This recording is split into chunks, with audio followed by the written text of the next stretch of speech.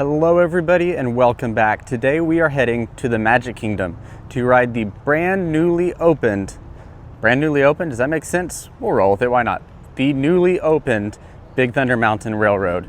Not only did Big Thunder Mountain get a completely new track, completely new trains, ride vehicles, the seats, everything brand new. New story elements, a new storyline, all types of new stuff. So we're gonna go check it out. Hopefully we can get on-ride POV. I don't see why we couldn't. It also caught on fire yesterday. More on that later, but before we get into any of that, let's roll that intro.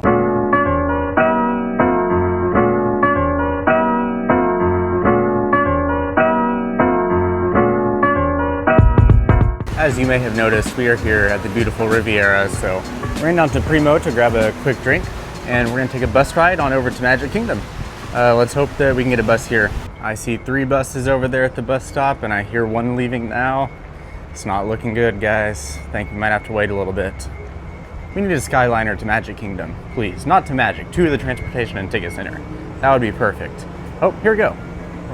Perfect. They just arrived. Bus number 1, Magic Kingdom. Let's get on over there. So interesting story. I went to get on the bus, and he's like, you can't bring your drink on because it's open. You can have a drink, it has to have a lid on it. Did not even know that was a thing, and even if I did know, Primo Piatto doesn't have lids, just like most quick service places at Disney. Luckily, the driver did have some lids in his backpack, so he just gave me one. I popped it on for the ride and took it off when I got back off the bus. But that's interesting to know. To my knowledge, that's the only Disney transportation where you can't bring open drinks like that. Of course, you can't bring alcohol on any of them, but other than that, food, drink is okay on pretty much everything, certainly the Skyliner and the monorail. So good to know. You have to have a lid on your beverage on the Disney buses. Well, here we are at the Magic Kingdom. Big Thunder Mountain is currently a posted 70-minute wait. I don't know that we'll head there right away. I don't expect it to really go down much throughout the day in terms of wait time, but I'd like to try to ride Buzz Lightyear. All my friends seemingly have gotten better on the new version. I seem to be the only one who's gotten significantly worse. So I feel like I need to go and try to do a little better. Also, look at this. These tap points all have a ton of people in crowded lines. These ones are practically empty. Look around. That's all it takes sometimes, guys. Just look around. Looks like it is almost time for Festival of Fantasy here. Got all the ropes up and the tape for the fun little crowd control you get to do for parades. I cannot imagine doing crowd control in Magic Kingdom. To any of you cast members who do that for fireworks, parade, whatever, props to you guys. I love it at Epcot for fireworks, but that is such a smaller scale, and everybody is so much more spread out around the World Showcase compared to here, where your options are Main Street or the Hub. That's about it. Wow, Buzz Lightyear is clear out, pretty much filling its entire extended queue. Let's see what that posted wait time is. I'm gonna guess 50, not bad, 50-minute wait. Yeah, I'm not too sure about that. How about we settle for People Mover instead? Let's just go sit back and relax on the People Mover. A little bit of a line there as well, but sure, it won't take long at all. This is the TTA Blue Line. Non-stop service. Always gotta love getting a front car here. This makes the ride even better. Clear view ahead. Also, I think some of the speakers were out there. Our spiel kind of cut out midway through. It is a crowded day for sure. Welcome aboard the People Mover, presented by Enterprise. I'm Monarch 5, your guide aboard this highway in the sky. The absolute best way to see Tomorrowland. And my stars, is there ever lots to see?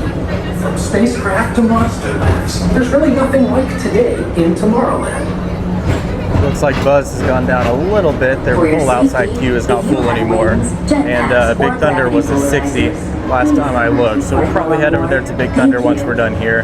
And I mean, we're just gonna have to suck it up and wait no matter what. But let's take a look at the castle here, because they have finished painting the that top spire there. I don't know that the work is 100% done, but all of the like main parts of the castle have now been painted. And as I said in that previous video, it did grow on me quite a bit. I love this new look. Let's take one last good view at Cinderella Castle here. Always the best part of the People Mover. And yeah, there's a lot of speakers that are not working. I don't know what's up with that, but there's several times that the spiel's been partially cut off. I wasn't really planning on eating here, but I am now starving, and so I'm trying to decide if I want to eat before or after Big Thunder. That's gonna be an hour long or so ordeal, I'm sure. Probably maybe either Pecos Bill or Columbia Harbor House. Those are usually my two go-tos, or Casey's Corner, but not feeling the mini corn dogs today. Could get chicken and waffles from Sleepy Hollow. That sounds really good. I don't know, we'll find out. But for now, let's head towards Big Thunder and see what that looks like. Coming up past the Hall of Presidents here in Liberty Square, kind of our unofficial rival over at the American Adventure. You know, when I was at the Skyliner, your rival was kind of like the monorail or really even the friendship boats, because the friendship boats kind of ran a similar path to us. But Hall of Presidents is definitely the one that guests compare us to the most. In my opinion, American Adventure is a much better show. Not even just the show itself, it's a lot more technologically impressive in what we can do. And there's just a lot more stuff. You know, Hall of Presidents is mainly film, and then all the presidents at the end, but those animatronics don't really do much. They just kind of stand there, except for Lincoln. The Lincoln animatronic is incredible. Great. Not as good as Disneyland's, but still really good. But yeah, I think overall, most people would agree that American Adventure would be the better show of the two. I haven't noticed this here. We got a pretty good sized crane over here in the former Rivers of America, of course, getting ready for Cars Land. What is the name of that? Piston Peak. Piston Peak is the official name of the land. But yeah, when I was thinking about like what all I wanted to do today for Big Thunder, one of the things that came across my mind is, oh, I'll go over to Tom Sawyer's Island and I'll get some clips of the trains running by. That is not possible, as you can tell. It's been gone for quite some time now. Looks like we're being filtered over here to the right, so we'll head over here and get towards Big Thunder Mountain. These new little posters along the wall are kind of cool here. I got one for Hoopty Doo Review, of course, over at Fort Wilderness, or Wilderness Lodge. One of the same, one of the two. And then some other stuff. I don't recognize really anything from here. Wonder Heart Cure, instant relief. Something about something to do with a doctor, but these are cool. Always love little bits of theming. Of course, this is directly tied into the new storyline of Big Thunder Mountain that dives way more into the actual mining of the mountain and the curse within Big Thunder Mountain itself. I'll see if I can figure out a little bit more information on that, and we can talk about that later. But hopefully we'll be able to catch a little bit on the ride. Let's see what we have down here. Hundreds of acres of land, Silver Hill, Colorado. You know, all these like Western frontier things are really cool. Imagine if we had like a Western river area over here with like an island. You could go like explore the island and like you know, like Tom Sawyer did. Maybe we could call it like Tom Sawyer's Island. That'd be so cool, right? And then we kind of fold into Tiana's theming here. Interesting. Kind of a mix of everything around here. Currently a posted 55-minute wait for Big Thunder. We are clear out here, wrapped around towards Tiana's. Not bad. I don't typically see it out here in an extended queue, but 55 minutes does not seem bad at all for me. So I guess we'll hop in line and hope for the best. We are now 11 minutes in and we've made it to just underneath the archway here, but they have bumped the wait time up to 70 minutes. It was 50 or 55, I think it's 55 when we clocked in, but their queue is clear back around here now. Well, actually it was towards the bridge, but now it looks like it's right where we started. So hope that 70 is not a bad sign. It does look like their lightning lane's starting to get a little backed up, so that could be why. You got quite the view from the queue here of Piston Peak construction with this little wall thing that went up recently, as well as back on the far side where the river's gonna be on the Frontierland walkway. Lots of work happening, and it's still interesting to me, you can't see it from here, you can barely see the top, that the station for the Liberty Bell is still standing. I don't know. I don't know what they're gonna do with this. It seems weird that it has not been touched. I don't know. And of course, Haunted Mansion is still covered in scrims, as it has been for the last few weeks. If you look hard, you can see Rapunzel and Flynn, and the rest of the Tangled Float. Festival of Fantasy is coming through. It's about 3:10, right on time for the 3 o'clock parade. I'm surprised that they have not put in taller construction walls here, because I mean, you can see literally all of this, all the way around. Very interesting to me. Here's a great look at one of these new trains. Once again, all brand new trains, every single one of them. The track is brand new, the trains are brand new. You can see number 3 back there as well. And another big thing that they did is pretty much everything is repainted in terms of the mountain itself. It's kind of a slightly different color. I'll see if I can post some pictures or find some pictures later to put in, but you can kind of see, well, that's the salt mine area, but up there you can kind of see the new paint style. All right, here's some better looks at this new track and new mountain. Water is very blue. Also, it looks like interactive elements in the queue are all working quite well with the explosion things here and the hand cranks. But this new track is silent. I've heard it's very smooth as well, so I'm excited to check it out. But look at this color scheme. I kind of like it, honestly. People have been complaining about it, but I think it looks pretty good. Also, lots of work even happening back there beyond where Piston Peak will be, down towards Villains Land.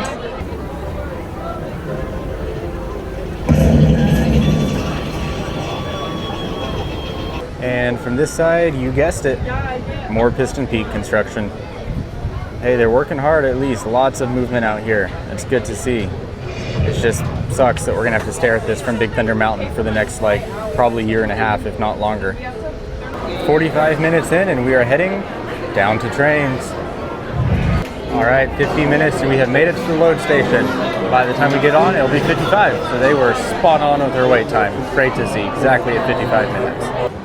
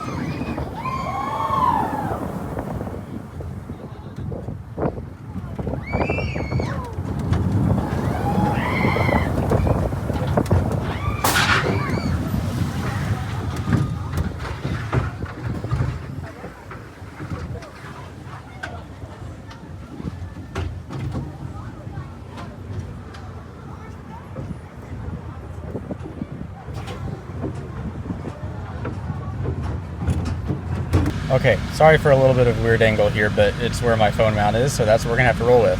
I'm not at Magic Kingdom anymore, obviously. I got off Big Thunder, was hungry, went and ate at Pecos Bill, and then just ended up leaving from there, so I didn't really have anything else to vlog. But Big Thunder Mountain was great. Exceeded my expectations for sure. The biggest thing I was worried about is, especially from even in the queue when you're looking at those trains, with the track being so much quieter and smoother, it almost looks like they tamed down the ride a bunch and it looks like a lot more calm and chill. That is not the case. It is still just as fast and as fun as it was before, but it's not nearly as jerky. It's a lot smoother, so that was great to see. The new show scenes were great. The Rainbow Caverns area turning into the red lighting was really cool. The Bat Cave, to me, seemed pretty much the same as before. I don't know how much of that shows up on camera. And then the finale lift hill. I've had a thing with this for a while on whether or not we were going to get the exploding dynamite scene from Disneyland. And the answer seemed to be no the entire time. And we did not, of course, as you saw. That was not the exploding dynamite scene from Disneyland. It was a completely new scene that was good. It wasn't as great as Disneyland's dynamite scene, I don't feel like, but I think it was good enough. I'm happy with it. I'm glad that it seems to have kind of like a full story now throughout the attraction. The new sets were great all around, and the new paint coat on everything looked great as well. I do remember now that I told you guys earlier that it caught on fire, so I didn't want to leave you hanging about that. Basically what happened is one of the brake runs in the station caught on fire yesterday. It wasn't anything major. There was actually a video released later on that a guest took of the motor starting to spark, and then you can see the flames, and then there was also a photo released of a coordinator putting the fire out with a fire extinguisher. So glad to see it was all taken care of. Nobody got hurt or anything. It wasn't anything major. It was down for like 3 or 4 hours, and then they got it back up and running. So yeah, overall, very impressed with it, very happy, glad that it's back open. It was like a year and a half that Big Thunder was down. So very excited that that is back in the Magic Kingdom rotation. But that's going to be all for now. Thank you all so much for watching, and I'll see you in the next one.